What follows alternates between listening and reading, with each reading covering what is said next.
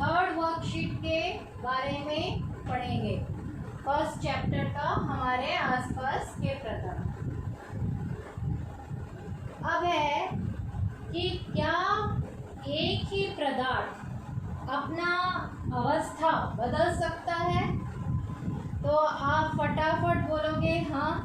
हम सबने बर्फ़ देख रखा है।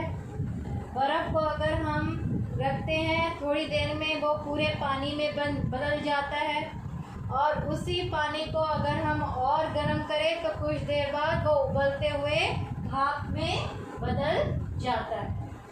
तो ऐसे ही और भी पदार्थ है जो अपनी अवस्था बदल सकते हैं। वैसे तो सारी की सारी जितने भी पदार्थ हैं सारे ही अपने अवस्था बदल सकते हैं। लोहा को भी अगर बहुत ज़्यादा गर्म करोगे वो भी पिघल जाएगा, और भी गर्म करोगे तो वो भाप भी बन सकता है। तो मेन एग्जांपल अगर आपसे पूछा जाए तो आप पानी का ही दोगे, बर्फ का, फिर जल में बदलना, फिर भाप या जल वाष्प। ठीक है। इसके अलावा आप बोल सकते हो Kapoor, ammonium chloride, carbon dioxide, ये सारे पदार्थ भी अपनी अवस्था बदल सकते हैं। वो तो ऊष्मा मतलब हम गर्म करें, तापमान बढ़ा दें तो किस में बदल जाएगा? वो द्रव में। और फिर गर्म करें, तापमान बढ़ा दें तो वो किस में बदल जाएगा? गैस में। इसके विपरीत अगर आप गैस को ठंडा करोगे, शीतलता, तो वो द्रव में बदल जाएगा, और द्रव को शीतल करोगे, फ्रिज में रख दोगे तो क्या हो जाएगा? वो ठोस हो जाएगा। भाप, शीतलता प्रदान करो जल, फिर शीतलता प्रदान करो बर्फ। ठीक है। तो आपने देखा कि तापमान परिवर्तन करने से, गर्म करने से, ऊष्मा मतलब गर्मी, तो उससे पदार्थ की अवस्था कैसे बदलती है? क्या होता है उसमें? क्या होता है कि ऐसी अवस्था बदल जाती है? तो अगर हम और अंदर घुसे कणों के लेवल तक, तो उसमें क्या ऐसे होता है कि इनकी अवस्थाएं ऐसे बदल जाती है। ये देखो, यहाँ पर ये मैंने छोटे छोटे कण बना रखे हैं। मान लो ये बर्फ के छोटे छोटे कण हैं। इसको मैंने गर्म किया तो आपको पता है, पहले मैंने बताया था कि पदार्थ के कणों के बीच में आकर्षण बल होता है। ठीक है। लेकिन वो हमेशा गति में रहने के लिए रेडी रहते हैं, गतिशील होने के लिए रेडी होते हैं। जैसे आपको क्लास में टीचर बांधे रखती है, टीचर थोड़ा सा इधर उधर हुई कि बच्चे क्लास से भागना शुरू कर देते हैं, वैसे ही इस पदार्थ में सभी कणों को बांधे रखा है किसने? आकर्षण बल ने।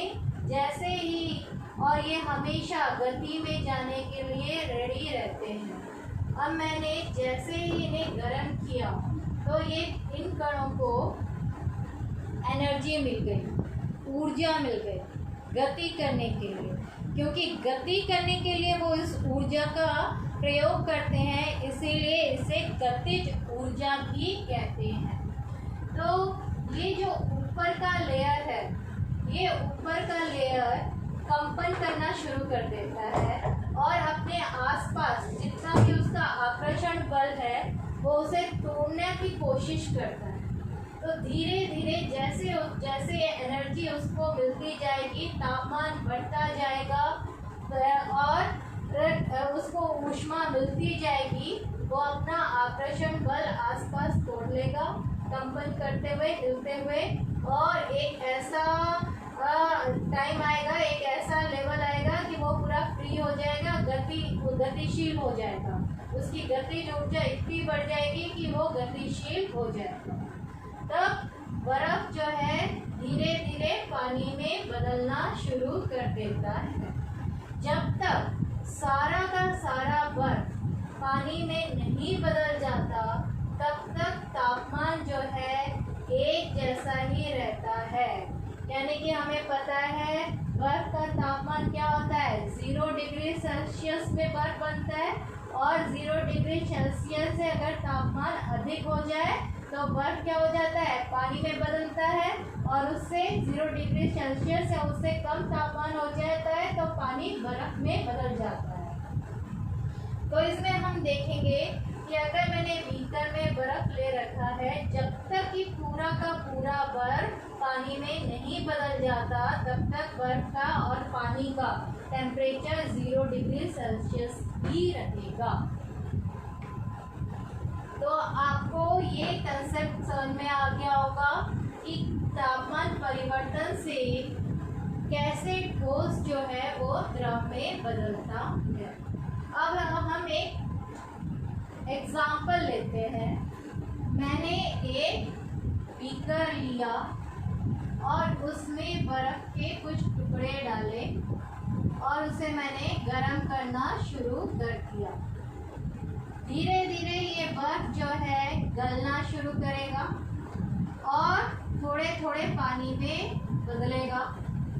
फिर जैसे जैसे तापमान बढ़ता जाएगा ये सारा का सारा बर्फ जो है पानी में बदलेगा। मैंने एक यहाँ पर थर्मोमीटर डाल रखा है जिसका बल्ब जो है वो बर्फ को टच कर रहा है। तो मैं देखूंगी कि जब तक इसमें पानी भी है बर्फ भी है, लेकिन ये जो थर्मोमीटर है ये टेम्परेचर जो है 0 डिग्री सेल्सियस ही दिखाएगा, पानी का भी, ठंडे पानी का भी और बर्फ का भी। ये इसीलिए होता है कि ये 0 डिग्री सेल्सियस तब तक दिखाएगा जब तक ये सारा का सारा बर्फ पानी में नहीं बदल जाता। ऐसा क्यों? तो यहाँ पर एक न्यू कंसेप्ट आता है, संगलन की प्रसुप्त ऊष्मा। इससे पहले हमने गलना टेम्परेचर किसे कहते हैं, गलना किसे कहते हैं? जिस तापमान पर ठोस पिघलकर द्रव बन जाता है उसे उसका गलना कहते हैं। जिस टेम्परेचर पर ठोस जो है द्रव बन जाता है उसे उसका गलना कहते हैं। जैसे बर्फ का गलनांक हमें पता है 0 डिग्री सेल्सियस। 0 डिग्री सेल्सियस को हम केल्विन में भी लिख सकते हैं, 273 केल्विन।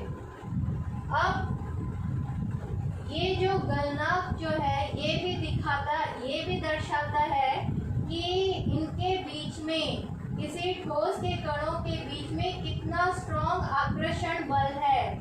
गलनांक जितना कम होगा यानी कि उसको उतनी एनर्जी चाहिए होगी द्रव बनाने में, यानी कि उसके अंदर उतना स्ट्रॉन्ग आकर्षण बल है। तो इससे हम इनडायरेक्टली कणों के बीच में आकर्षण बल का भी पता लगा सकते हैं। अब गलने की प्रक्रिया को हम संगलन भी कहते हैं, गलने की प्रक्रिया को हम संगलन भी कहते हैं। अब ये क्वेश्चन आपसे पूछा गया है कि बर्फ जब तक पूरा का पूरा पानी नहीं बनता तब तक तापमान एक जैसा ही रहता है, क्यों? ये क्वेश्चन आपके वर्कशीट में पूछा गया है। तो इसके लिए मैंने कहा कि यहाँ पर एक न्यू कंसेप्ट आता है, संगलन की प्रसुप्त ऊष्मा। सबसे पहले इसकी परिभाषा देखिए। वायुमंडलीय दाब पर, यानी कि नॉर्मल हमारे ये जो एटमॉस्फेयर का प्रेशर है, वायुमंडल का दाब, मतलब प्रेशर, इस एटमॉस्फेयर में नॉर्मल वातावरण में 1 केजी ठोस को उसके गलनांक को हम मेल्टिंग टेम्परेचर भी कह सकते हैं। गलनांक पर द्रव में बदलने के लिए जितनी ऊष्मीय ऊर्जा की आवश्यकता होती है, यानी कि हमें नॉर्मल एटमॉस्फेयर में, ऐसे ही वातावरण में 1 केजी किसी भी ठोस को उसके द्रव में बदलने के लिए जितनी ऊष्मा देनी पड़ेगी उसको हम कहते हैं संगलन की प्रसुप्त ऊष्मा। और आपको पता है कि बर्फ का जो गलना टेम्परेचर है वो 0 डिग्री सेल्सियस है या 273 केल्विन है। तो हमें इतनी एनर्जी देनी पड़ेगी उसको कि वो इस टेम्परेचर तक पहुंच जाए, तभी ये जो बर्फ ठोस है वो पानी में बदल जाएगा। तो क्या होता है ये क्यों टेम्परेचर सेम रहता है? मैंने बताया था कि हम एनर्जी दिए जा रहे हैं, धीरे धीरे बर्फ जो है वो पानी में बदलेगा। सारा बर्फ जो है इकट्ठे पानी में नहीं बदलेगा।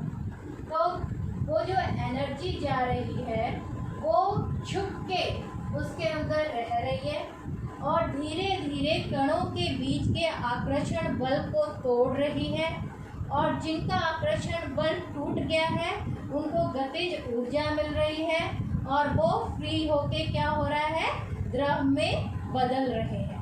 तो तब तक एनर्जी हम दिए जा रहे हैं जब तक कि सारे के सारे कणों के बीच के आकर्षण बल न टूट जाए। इसीलिए वो एनर्जी कहाँ पर यूज़ होता है हमें दिखाई नहीं देता, लेकिन वो अंदर ही अंदर गुप्त रूप में आकर्षण बल को तोड़ने में लगा हुआ है।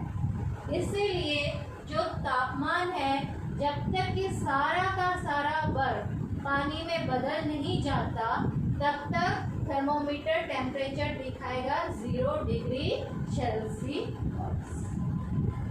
उसके बाद हम नेक्स्ट में आते हैं द्रव से को गैस में परिवर्तित करने।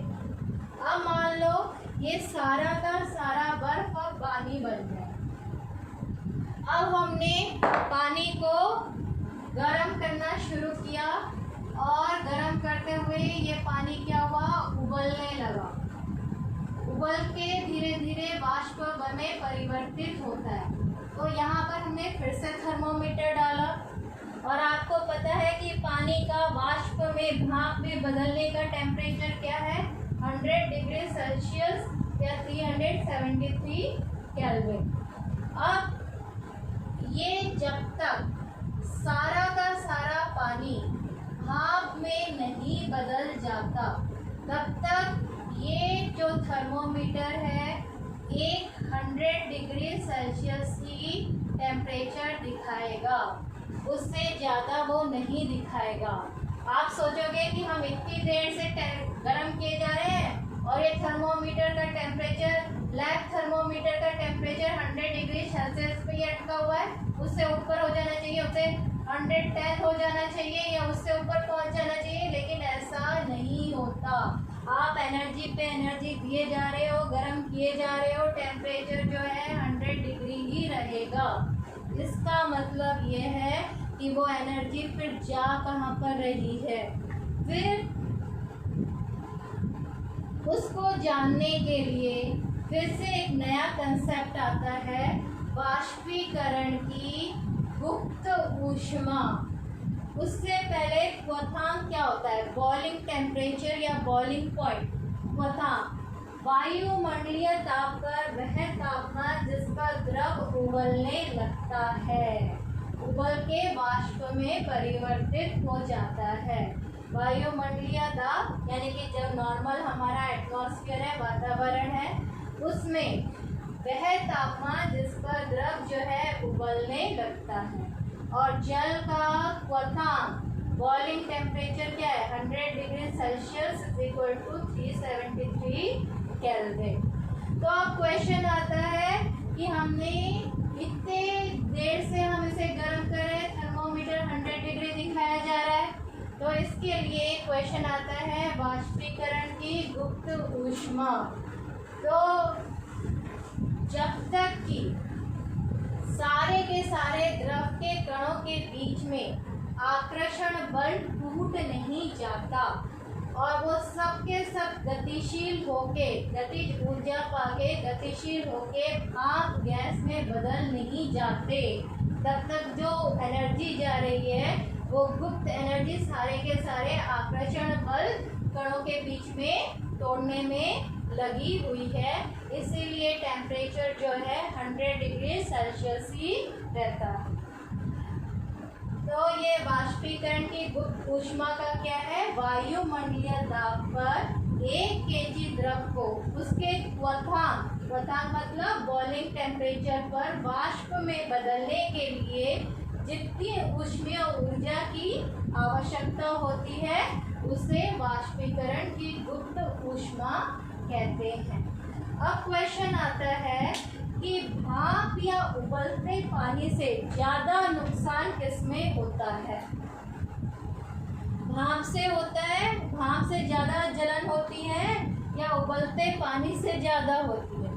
तो आप देखो ज्यादा ऊर्जा किसमें होता है, ज्यादा ऊर्जा ज्यादा एनर्जी जिसमें होगा वही तो ज्यादा नुकसान पहुंचाएगा। एक बॉल को आपने धीरे से किसी पर मारा उसको कम चोट लगेगी, लेकिन वही बॉल को अगर आप जोर से किसी को मारोगे, ज़्यादा एनर्जी है उस बॉल में तो तभी उसको ज़्यादा नुकसान होगी। वैसे ही आप देखोगे कि पानी और भाप में ज़्यादा एनर्जी है, ज़्यादा एनर्जी होने के कारण, ज़्यादा ऊर्जा होने के कारण भाप से ज़्यादा लोग जलते हैं और उबलते पानी से कम नुकसान होता है, क्योंकि भाप में ज़्यादा एनर्जी है जिसको हम कहते हैं वाष्पीकरण की गुप्त ऊष्मा। तो ये वर्कशीट 3 से रिलेटेड आपकी पढ़ाई थी। जो क्वेश्चंस दे रखे हैं उनके भी आंसर्स आपको सारे मिल गए। लास्ट क्वेश्चन था कि कौन कौन से पदार्थ अपने अवस्था बदल सकते हैं। तो पानी के अलावा आप कार्बन डाइऑक्साइड का उदाहरण दे सकते हो, अमोनियम क्लोराइड, कपूर का उदाहरण दे सकते हो। तो वर्कशीट 3 की पढ़ाई खत्म होती है। फिर से मिलेंगे नेक्स्ट क्लास में। Thank you.